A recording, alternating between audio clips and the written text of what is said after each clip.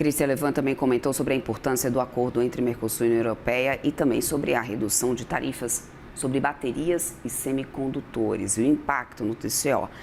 Ele lamentou ainda o fato de o Parlamento Europeu ter transformado tudo isso em uma questão judicial. Vamos ouvir.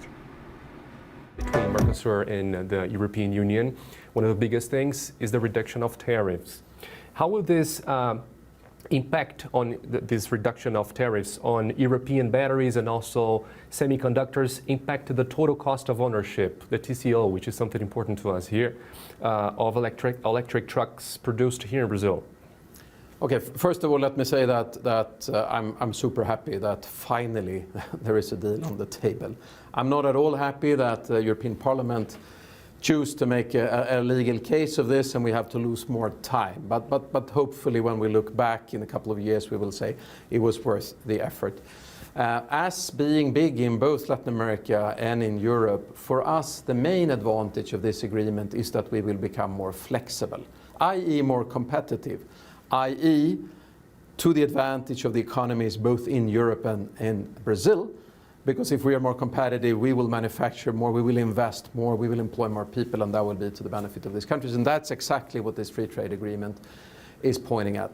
Now, you have to be very long-term here. We have parts of this agreement for our sector that is not just 10 years, but actually up towards 20 years before the tariffs are fully taken down. You asked specifically what does it mean for the new technology such as battery electric vehicles. I think there was a relatively short period of reduction. I think after 7 years the tariffs will be taken away, which is a really good thing. But it's far too early to assess what exactly is that gonna mean in terms of volumes. But it is gonna make Brazil more competitive towards Europe.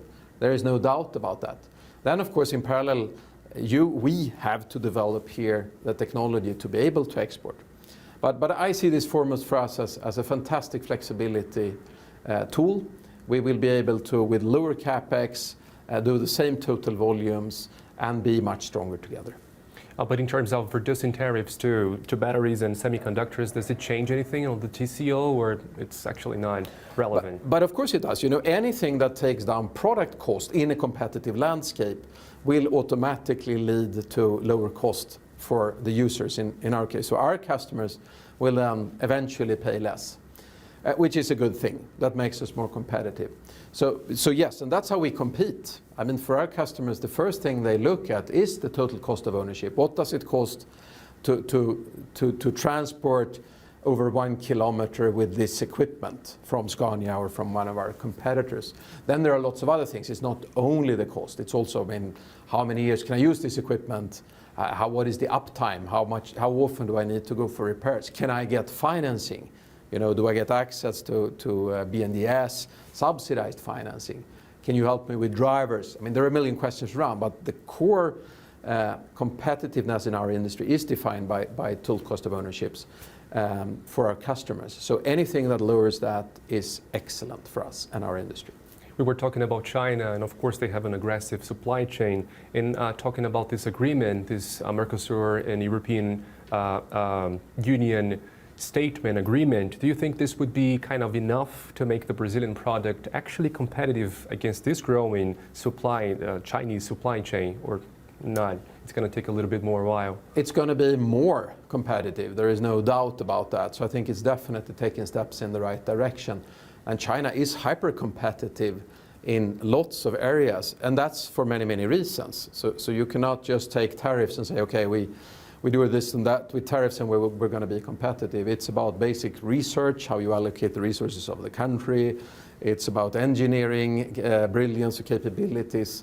It is about attracting foreign direct investment.